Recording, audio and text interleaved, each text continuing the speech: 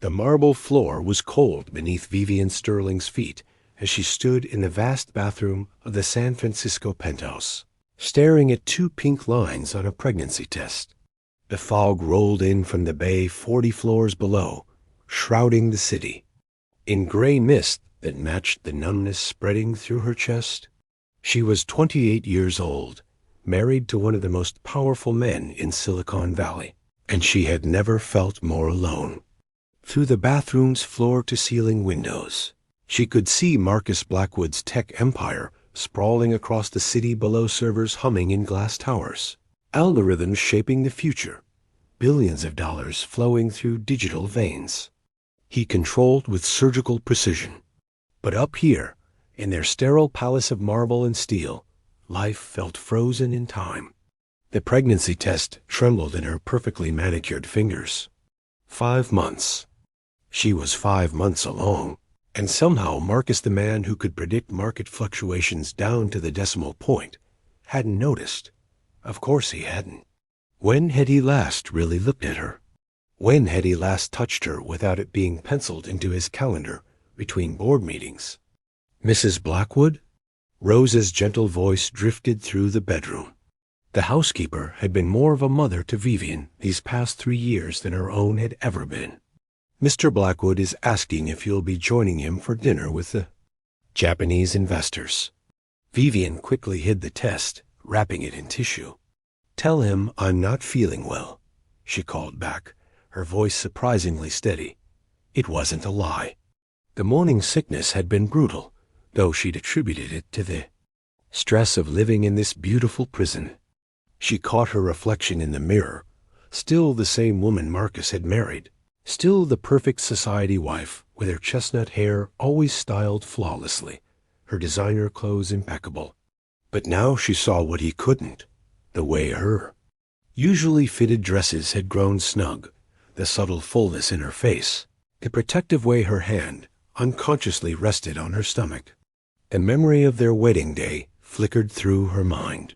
She'd been 25, fresh from her master's degree in art history, naive enough to believe that their family's business arrangement could bloom into real love.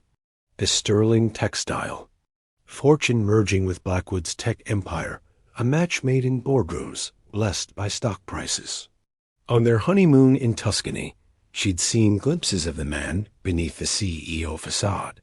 Late at night, when exhaustion stripped away his armor, Marcus would hold her close and speak softly about his dreams, his fears, the weight of expectations. In those moments, she'd felt truly married to him. But those moments grew rare once they returned to San Francisco.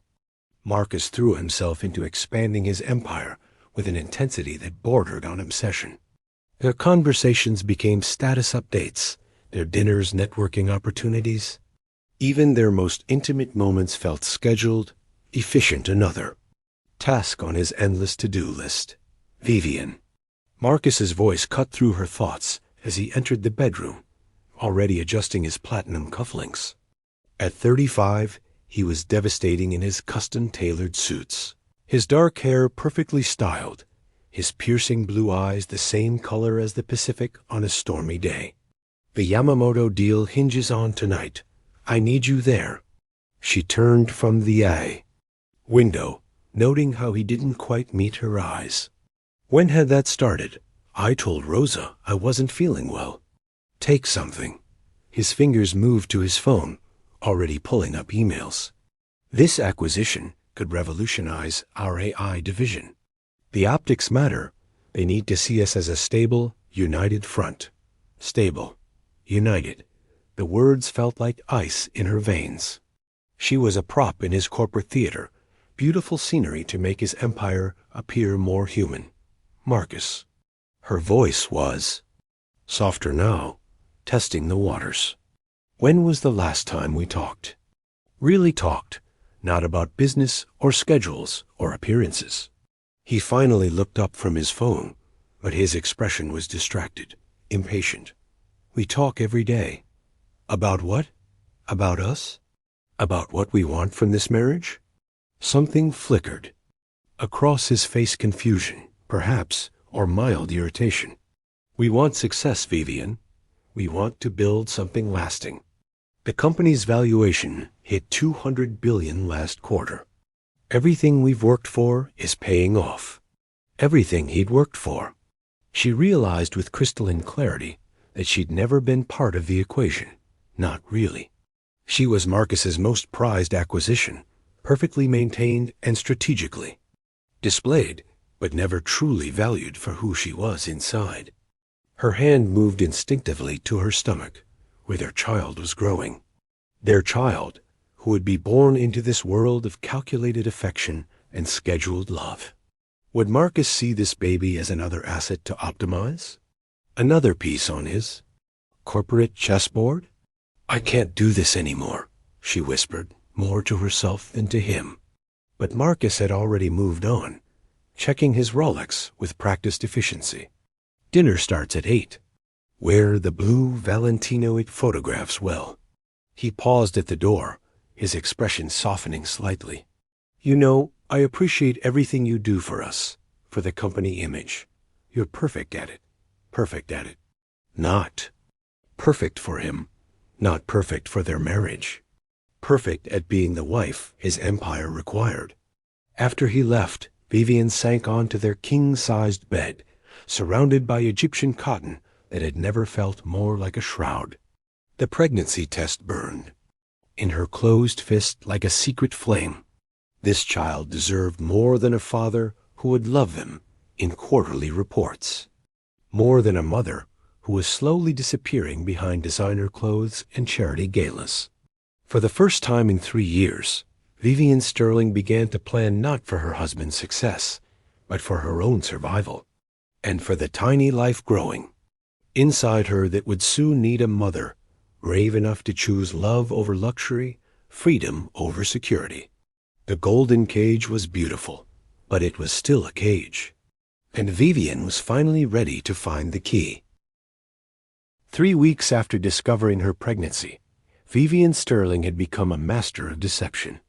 Each morning, she kissed Marcus goodbye with the same serene smile she'd perfected over 3 years of marriage, then spent her days methodically, dismantling the life they'd built together. The small apartment in Hayes Valley was a far cry from their penthouse palace. 2 bedrooms, hardwood floors that creaked, and windows that actually opened to let in the sounds of real-life children playing, neighbors calling to each other, the distant rumble of streetcars.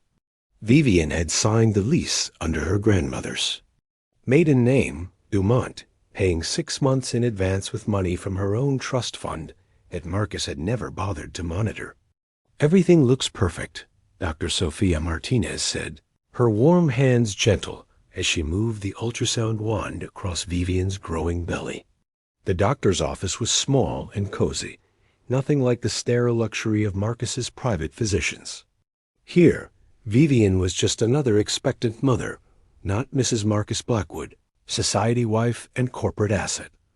On the small screen, their baby moved gracefully, tiny limbs stretching and flexing. Vivian's breath caught as she saw the perfect profile, the delicate features already so clearly defined. Would you like to know the gender? Dr. Martinez asked softly. Please, Vivian whispered, tears blurring her vision. It's a girl. A beautiful, healthy girl. A daughter. Vivian closed her eyes, imagining all the things she wanted for this little girl freedom to choose her own path. A mother who would actually see her, a childhood filled with genuine love rather than strategic affection. Is the father excited? Dr. Martinez asked as she cleaned the gel from Vivian's stomach. Vivian's smile felt like broken glass. He doesn't know yet. The doctor's expression grew concerned, but she simply nodded. Take care of yourself, Vivian. You're stronger than you know. That evening, Vivian sat in the online business class she'd been secretly taking, learning about financial independence and small business management. Her classmates were diverse single mothers, recent immigrants, dreamers, building something from nothing. They didn't know she was married to a billionaire. They saw her as Vivian Dumont, a woman determined to build her own future, The key to any successful business, the instructor was saying, is understanding your core values. What do you stand? For? What won't you compromise? Vivian touched her belly softly. She wouldn't compromise her daughter's chance at a real childhood. She wouldn't compromise her own soul anymore. Back at the penthouse, she found Marcus in his study, 3 phones spread across his massive desk, his voice sharp as he negotiated yet another acquisition. She stood in the doorway, studying the man she'd once thought she could love. The Seoul office is reporting a 15% increase in user engagement, he was saying to someone on his Bluetooth. I want those numbers verified and on my desk by morning. He glanced up, noticed her watching, and held up one finger the universal signal for, give me a minute. It was the same gesture he'd been making for 3 years. The same postponement of their life together in favor of his empire. Vivian turned away, but not before hearing him continue his call. No, tell Davidson that the family commitment clauses are non-negotiable. A stable personal life is part of our brand image. Investors want to see that kind of consistency. Family commitment, clauses, brand image. Even their marriage was just another corporate strategy. Later that night, as Marcus finally came to bed at past midnight, Vivian pretended to sleep. She felt the mattress dip as he settled beside her, heard his breathing gradually slow. In the darkness, she studied his profile, still handsome, still commanding, but somehow smaller than she remembered. I'm sorry I've been so busy, he murmured suddenly, his voice thick with exhaustion. The Tokyo launch is next month, and then things will calm down. It was the same promise he'd been making for 3 years. Next month, next quarter, next year always. Next something. I know, she whispered back, letting him think she was half-dash asleep. His hand found hers under the silk sheets, his fingers intertwining with hers. For a moment, she felt an echo of what they might have been. 2 people who chose each other, who built something real together. I love you, Viv, he said softly, using the nickname only she was allowed to hear. The words should have melted her heart. Instead, they felt like a weight pressing down on her chest. Because she knew he loved the idea of her, the perfect wife who enhanced his image and asked for nothing in return. But he'd never loved the real Vivian, the woman who dreamed of opening an art gallery, who wanted to travel without a security detail, who craved conversations that had nothing to do with stock prices or board meetings. I love you too, she replied, and it was true in its way. She loved the man he could have been, the man she'd glimpsed on their honeymoon. But that man had been buried under years of relentless ambition and corporate success. The next morning brought a pivotal moment. Vivian was in the kitchen, carefully eating organic yogurt and prenatal vitamins disguised as regular supplements, when she heard Marcus's voice from his study. The door was slightly ajar, and his tone was different, warmer, more human. I don't know, Diana, he was saying to his sister. Sometimes I feel like I'm living someone else's life. The company's worth more than some country's GDP, but I can't remember the last time I felt ... satisfied. Vivian froze, a spoonful of yogurt, halfway to her mouth. And Vivian? Diana's voice came through the speakerphone, concerned and gentle. How is she handling all the pressure? There was a long pause before Marcus answered. She's ... fine. She does what's expected. We have a stable arrangement, a good partnership. She's perfect for the lifestyle, for the image we need to maintain. A stable arrangement. The words hit Vivian like a physical blow. Not a marriage, not a love story, an arrangement.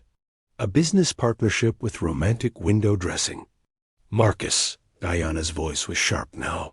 She's your wife, not a corporate merger. When was the last time you asked her what she wants? What makes her happy? She has everything she could want, Marcus replied, defensiveness creeping into his voice. The best of everything. Most women would kill for her life. Most women aren't, Vivian. She's brilliant, Marcus. She has dreams, opinions, talents you've never even bothered to discover. You're treating her like a beautiful accessory. The conversation continued, but Vivian had heard enough. She quietly set down her yogurt and walked to the window, looking out at the city where she'd built her secret new life.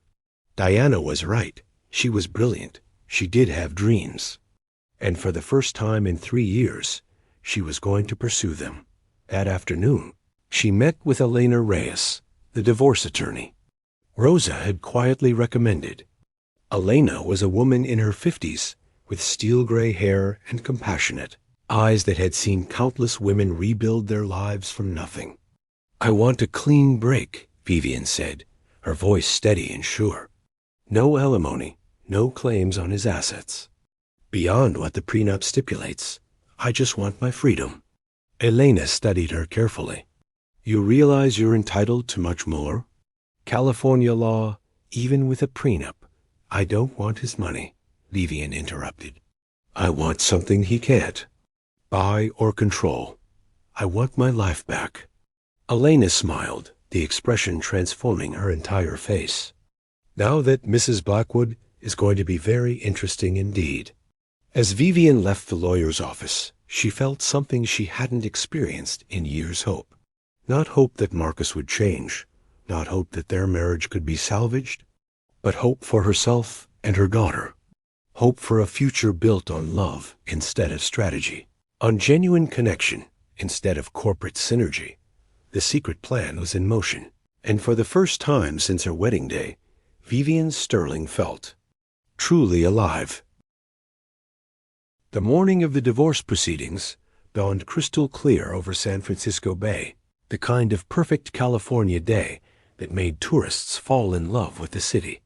Vivian stood before the mirror in her new apartment, smoothing the emerald silk dress that had been hanging in her closet for weeks, waiting for this moment. The color was deliberate, not the safe blues and grays Marcus preferred for public appearances, but a bold, defiant green that made her dark eyes sparkle and brought out the natural glow of her pregnancy. At 5 months, her belly was unmistakably round, a beautiful curve that the dress celebrated rather than concealed. Rosa had come to help her prepare, and now the older woman stood behind her, braiding tiny flowers into Vivian's hair with gentle, practiced fingers. "You look like a goddess," Rosa said softly, her eyes meeting Vivian's in the mirror. "Strong, beautiful, free." "I feel free," Vivian admitted, surprised by the truth of it.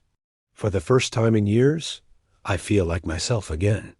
Elena Reyes arrived precisely at 9 o'clock, her silver hair pinned in an elegant chignon, her charcoal suit impeccable. She carried herself with the confidence of a woman who had fought countless battles and won most of them. "Ready?" Elena asked, her eyes taking in Vivian's transformation with approval. "More than ready," Vivian replied, picking up her purse, a small clutch that contained only the essentials. No credit cards tied to Marcus's accounts, no jewelry he'd given her, nothing that would connect her to the life she was leaving behind. The law offices of Harrison and Associates occupied the top floor of a sleek downtown building, with floor-to-ceiling windows offering panoramic views of the bay. Vivian had chosen this firm specifically because Marcus had once mentioned in passing that he found their senior partner irritatingly ethical. As they entered the conference room, Vivian felt a familiar flutter of nerves, but also something new: anticipation. Marcus was already there, flanked by his legal team like a general preparing for war. James Crawford, his lead attorney, was a man whose reputation for ruthlessness was legendary in corporate circles. 2 junior associates sat behind them, laptops open, ready to take notes on what they clearly expected to be a routine dissolution. Marcus looked up as she entered, and Vivian watched his face go through a series of emotions in rapid succession: surprise, confusion, and then something that might have been recognition. His eyes widened as he took in her appearance, the obvious. Pregnancy, the confident way she carried herself. "Vivian," he said, half rising from his chair, his voice strangled. "Marcus," she replied evenly, taking her seat across from him with fluid grace. She didn't look away from his stare, didn't flinch from the questions she could see forming in his mind. James Crawford recovered first, his shark-like instincts kicking in. "I see there's been a development since we last spoke," he said, his tone carefully neutral. "This changes things significantly, does it?" Elena replied smoothly, opening her briefcase with deliberate calm. "My client is here to finalize the dissolution of her marriage as previously agreed upon. Nothing more, nothing less." Judge Harrison, the arbitrator they'd selected, was a woman in her 60s with kind eyes and a no-nonsense demeanor. She'd seen every type of divorce proceeding imaginable, but even she seemed taken aback by the tension in the room. "Let's proceed in an orderly fashion," Judge Harrison said. "Mr. Crawford, I believe you wanted to address some concerns?" Crawford leaned forward like a predator sensing weakness. "Your Honor, it appears that Mrs. Blackwood has been deliberately concealing a pregnancy from my client. This is clearly an attempt to manipulate the proceedings and extract a more favorable settlement." Alana's laugh was soft but cutting. "Manipulate?" "By asking for less than she's legally entitled to. My client is requesting only what was outlined in the prenuptial agreement. No alimony, no stake in Mr. Blackwood's business interests, no claim to their shared properties. If this is manipulation, it's the most generous manipulation in legal history." Marcus finally found his voice. "The baby," he said, his eyes locked on Vivian's face. "Is it when? The baby is due in February," Vivian said calmly, her hand moving protectively to her stomach. "And yes, Marcus, it's yours. Though I understand your confusion, given how rarely we've been intimate in recent months." The barb hit its mark. Marcus flinched, remembering all the times he'd postponed dinner, canceled plans, chosen his phone over his wife. "This is unacceptable." Crawford blustered. "My client has rights as the father. We'll be filing for full custody based on his superior financial resources and stability." "Based on what grounds?" Elena's voice had turned to ice. "That he can provide material wealth while offering no emotional support." "Judge Harrison, I'd like to enter into evidence a transcript of Mr. Blackwood's deposition from 2 months ago."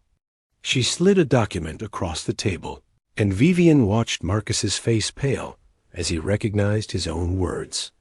Elena began reading aloud. Question: Do you envision having children with your wife? Answer: Children are a distraction from building generational wealth. They require emotional resources that are better invested in business growth. Question: How would you describe your marriage? Answer: It's a successful partnership. We both understand our roles and execute them efficiently. Emotion has no place in strategic decision-making. The silence that followed was deafening. Even Crawford seemed momentarily speechless. Your client, Elena continued, described his marriage as a business arrangement and children as distractions. He stated under oath that emotion has no place in his decision-making. What court would award custody to a man who views a child as a liability to his portfolio? Marcus's hands were clenched so tightly his knuckles were white. I didn't mean. That was taken out of context. Was it? Vivian asked softly, speaking directly to him for the first time since entering the room. Because that's exactly how you've treated me for 3 years. Like a beautiful asset that enhances your image, but requires minimal emotional investment. Did you think it would be different with our daughter? Daughter? The word escaped him like a breath he'd been holding. Yes, Vivian said, her voice gentle but firm. We're having a daughter. A little girl who deserves a father who will love her for who she is, not what she represents for the Blackwood legacy. Judge Harrison cleared her throat. Given the evidence presented and the terms both parties have agreed to, I see no reason to delay these proceedings. Mrs. Blackwood, are you certain you wish to waive your rights to spousal support and property? Division? Completely certain, Vivian said, reaching for the pen. Her signature was bold and confident, a declaration of independence written in flowing script. She slid the papers across to Marcus, who stared at them as if they were written in a foreign language. His hand trembled slightly as he picked up his own pen. Vivian, he said, his voice barely above a whisper. I don't understand. Why are you doing this? She met his eyes, and for a moment she saw not the corporate titan, but the man she'd married, confused, vulnerable, lost. Because our daughter deserves better than being another acquisition in your empire, she said softly. And because I finally realized that I do too. Marcus signed the papers with a shaking hand, his usual bold signature reduced to a barely legible scrawl dot as Vivian gathered her things to leave. She felt a strange sense of completion. The woman who had entered this room was legally free, financially independent, and carrying new life within her. She was no longer Mrs. Marcus Blackwood, society wife and corporate accessory. She was simply Vivian again, and that was more valuable than all the money in his accounts. Vivian, Marcus called out as she reached the door. What happens now? She turned back, her hand resting on her rounded belly. Now I build the life I should have had all along. And if you want to be part of our daughter's life, you'll have to learn to be the father she deserves, not the father your empire requires. With that, she walked out, leaving Marcus Blackwood, staring at the signed divorce papers and finally beginning to understand the magnitude of what he had lost. The penthouse had never felt larger or more suffocating than it did in the weeks following the divorce. Marcus Blackwood wandered through rooms that had once symbolized his success, now seeing them as Vivian must have beautiful, sterile spaces, devoid of warmth or genuine life. The Picasso in the foyer, the designer furniture, the view that had cost him $12 million, all of it felt hollow without her presence to give it meaning. He threw himself into work with renewed desperation, as if closing more deals could fill the void that had opened in his chest. The Tokyo launch was a massive success, adding another $50 billion to the company's valuation. The tech press hailed him as a visionary. Stock prices soared, and Marcus felt nothing but an echoing emptiness. Diana found him on a Friday evening, slumped at his desk with 3 empty coffee cups and a plate of untouched sushi beside his computer. His sister walked in without knocking, took one look at his haggard appearance, and shook her head in dismay. When was the last time you went home? She asked, settling into the chair across from his desk. This is home, Marcus replied without looking up from his screens. The penthouse is just ... space. It's space where your pregnant ex-wife used to live, Diana said bluntly. The woman who's having your daughter, in case you've forgotten. Marcus's fingers stilled on his keyboard. I haven't forgotten. Haven't you? Because from where I sit, it looks like you're hiding in your office, pretending your personal life doesn't exist, just like you did throughout your entire marriage. The words stung because they were true. Marcus finally looked up at his sister, the only person who had never been intimidated by his success or impressed by his wealth.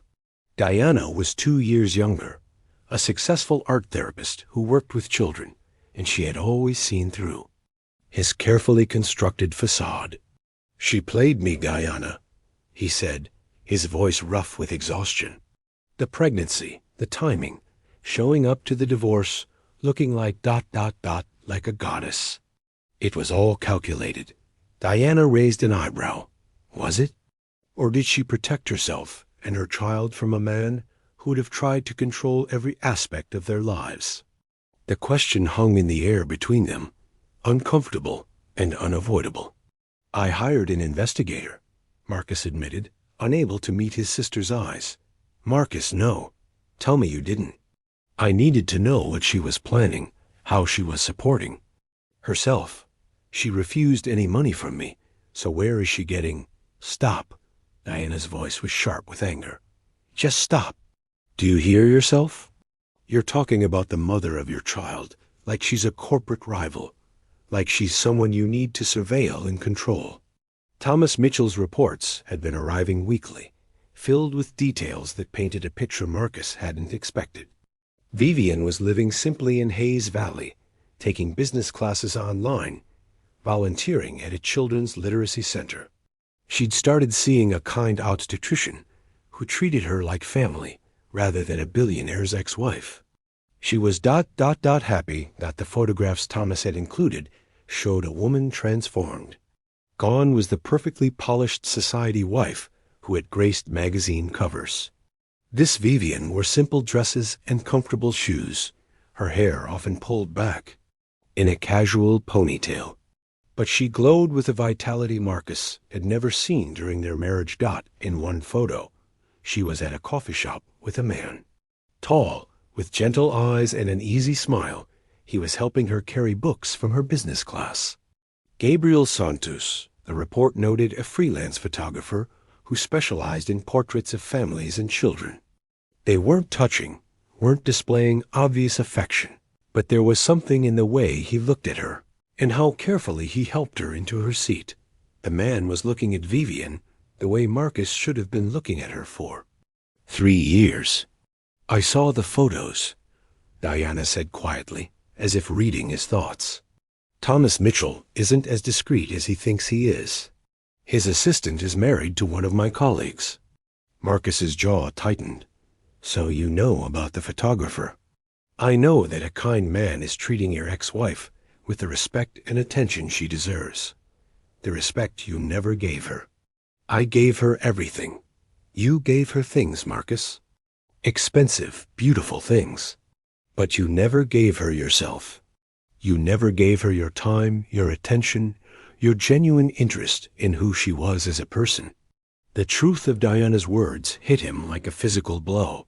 He thought of all the dinners Vivian had attended alone while he worked late. All the conversations she'd tried to start that he'd cut short with phone calls. All the moments she'd reached for connection that he'd deflected with talk of business. She's having my daughter, he said finally, his voice barely above a whisper. She's having her daughter, Diana corrected gently. A daughter who will grow up knowing that her mother chose love over luxury, authenticity over appearances. And if you're very lucky, maybe someday that little girl will want to know her father too. That night, Marcus stood in what had been Vivian's closet, still filled with the clothes she'd left behind. Designer dresses, shoes that cost more than most people made in a month, jewelry that sparkled with cold perfection. She'd taken almost nothing of material value, yet somehow taken everything that mattered. He found a single item of hers that she'd missed out. Small leather journal tucked behind her jewelry box. His hands shook as he opened it, knowing he was violating her privacy, but desperate for some understanding of the woman he'd lost. The entries were sparse, dated throughout their marriage, March 15th. Marcus worked through dinner again. I ate alone, watching the sunset from our beautiful prison. Sometimes I wonder if he even remembers that I have thoughts, dreams, fears that have nothing to do with his empire. June 8th. Went to the gallery opening I wanted to attend. Marcus said it was networking, not art appreciation. I felt like a mannequin dressed up to enhance his image. The art was beautiful. I haven't felt beautiful in months. October 22nd. He scheduled our anniversary dinner between a conference call and a board meeting. 2 hours, he said. We can celebrate our marriage in 2 hours, like a business lunch with better wine. January 10th. Found out I'm pregnant today. I should be overjoyed, but all I can think about is how he'll treat our child like another asset. To manage, another piece of his legacy to optimize. This baby deserves so much more. Marcus closed the journal, his chest tight with an emotion he couldn't name. Guilt? Regret? Recognition of a loss so profound was only now becoming clear. His phone buzzed with a text from Thomas Mitchell, subject attending childbirth class at community center. Accompanied by G. Santos, they appear comfortable together. 4. The first time since the divorce, Marcus allowed himself to imagine what his life might have been if he'd been the man accompanying Vivian to those classes. If he'd been the one holding her hand during doctor visits, feeling their daughter kick for the first time, sharing in the quiet miracle of new life. Instead, another man was witnessing those moments. A man who probably worked normal hours, who looked at Vivian with wonder rather than viewing her as a business asset, who was falling in love with both her and the child she carried. Marcus Blackwood had built an empire worth hundreds of billions of dollars. He commanded resources that could reshape entire industries. But he couldn't buy back the moments he'd missed, couldn't acquire the love he'd taken for granted, couldn't merge his way back into the life he'd lost. For the first time in his adult life, the master of the universe felt completely powerless. And in that powerlessness, he began to understand what Vivian had been trying to tell him all along, that the most valuable things in life couldn't be purchased, controlled, or optimized. They could only be cherished, nurtured, and loved. February in San Francisco brought with it a crisp clarity that seemed to mirror the transformation taking place in Vivian's heart. At 39 weeks pregnant, she moved with the careful grace of a woman who carried precious cargo, her hand instinctively protective over her rounded belly as she walked through the hospital corridors. Labor had begun at dawn with gentle contractions that gradually intensified as the morning progressed. Gabriel had driven her to the hospital, his steady presence a comfort she'd never expected to find again. He held her hand through each contraction, speaking softly about the photographs they'd taken together of the sunrise that morning, their tradition for marking important moments. "She's going to be beautiful," Gabriel murmured as another wave of pain passed, "just like her mother." Dr. Sofia Martinez appeared in the doorway, her warm smile immediate reassurance. "How are we doing, Vivian?" "Ready to meet my daughter." Vivian replied, her voice steady despite the intensity of her labor. The birth was swift and powerful, Vivian's body working with the natural rhythm that had been building for months. When Isabella Sterling she'd chosen to use her maiden name finally slipped into the world with a lusty cry, Vivian felt a completeness she'd never experienced before.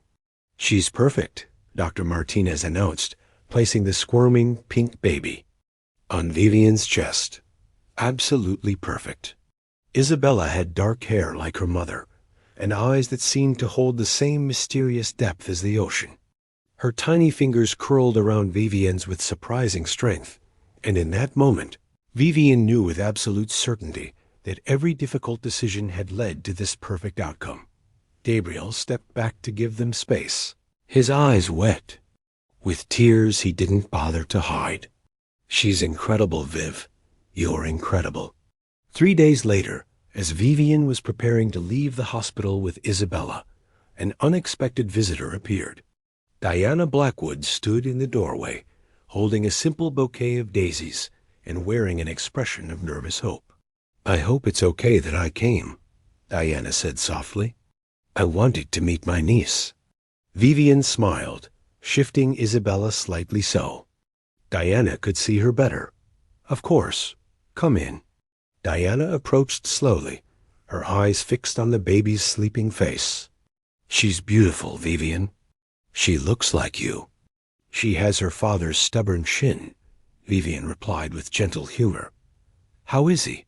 The question slipped out before Diana could stop it. Vivian considered her answer carefully. "He doesn't know she's been born yet. He's been different since the divorce. Quieter, less certain about everything. I think losing you broke something in him that he didn't even know existed. People can't be broken by losing something they never valued," Vivian said, but her tone was sad rather than bitter. "Maybe he's finally learning to value what matters." Diana hesitated. then pulled out her phone. He's been going to therapy. Did you know that? And he started a foundation for single mothers' full scholarships for women who want to start their own businesses. Vivian looked up in surprise. He did what? The Sterling Foundation. He named it after you. It's already helping dozens of women get back on their feet. Diana showed her the foundation's website on her phone. I think he's trying to understand. The woman he lost. A month later, Vivian was in the small park near her apartment, Isabella sleeping peacefully in her stroller while she graded papers from the business class she'd started teaching. The February sun was warm on her face, and she felt a contentment that had nothing to do with luxury or status. Vivian? She looked up to find Marcus standing a few feet away, looking uncertain and somehow smaller than she remembered. He'd lost weight, and there were lines around his eyes that spoke of sleepless nights and difficult realizations. Marcus.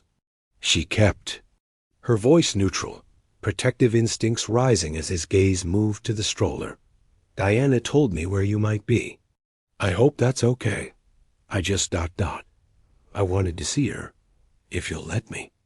Vivian studied his face, seeing genuine humility where once there had been only confidence and control. You can look, but you can't wake her. Marcus approached the stroller with the reverence of a man entering a sacred space.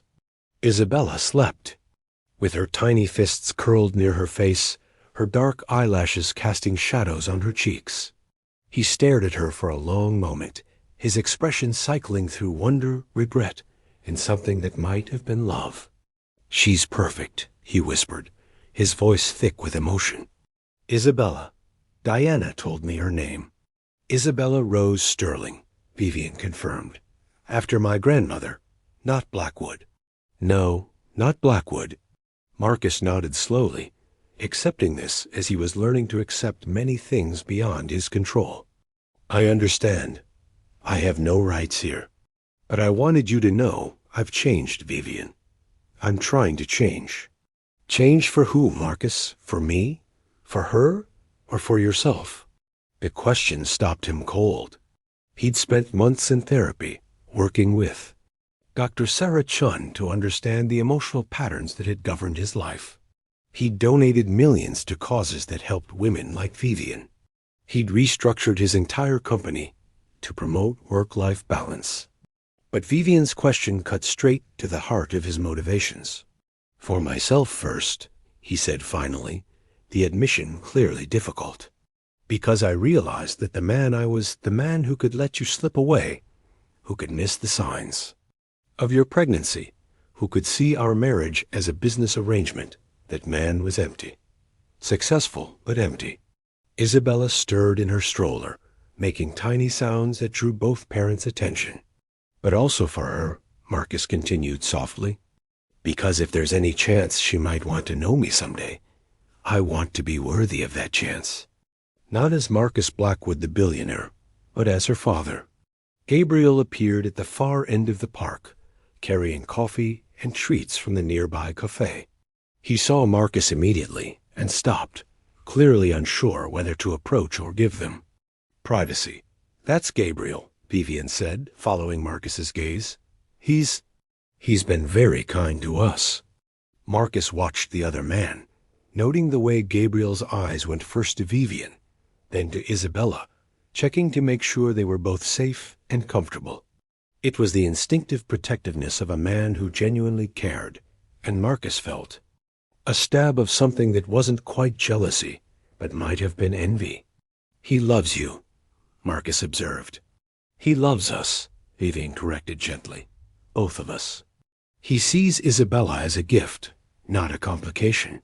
The contrast was clear, and Marcus felt the weight of it settle around his shoulders like a lid cloak. I won't interfere with your happiness, he said finally, and they're of you. But if you'll let me, I'd like to try to be part of Isabella's life. Not as someone who wants to control or manage her future, but as someone who wants to know her, to support her, to love her for who she is. Vivian was quiet for a long moment, studying his face. That would mean changing everything about how you approach relationships, Marcus. It would mean showing up consistently, not just when it's convenient. It would mean putting her needs before your business interests. Are you prepared for that? I don't know, Marcus admitted, and the honesty of it surprised them both. But I want to learn. I want to try. Isabella chose that moment to wake up, her eyes opening to focus on the two faces above her stroller. She looked at Vivian with the recognition of a daughter for her mother, then turned her gaze to Marcus. For a moment, father and daughter simply stared at each other, two strangers connected by blood and possibility. "Hello, Isabella," Marcus said softly, his voice breaking slightly. "I'm your daddy, and I promise to do better for you than I did for your mama." Gabriel had moved closer during their conversation, and now he stood within earshot, clearly uncomfortable, but unwilling to abandon Vivian if she needed support. "Gabriel," Vivian called softly, "come meet Isabella's father." The two men shook, hands with careful politeness, each recognizing the other as competition for different but overlapping pieces of the same precious lives. "Vivian speaks of you often," Gabriel said, his tone neutral but not unfriendly. "You're welcome to stay for coffee if you'd like. I brought extra."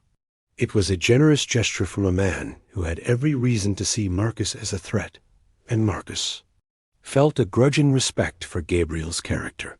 "Thank you," Marcus replied. "I'd like that very much." As they settled on the park bench together, an unusual family configuration by any standard, Isabella continued to study her father with the serious concentration that babies bring to new faces.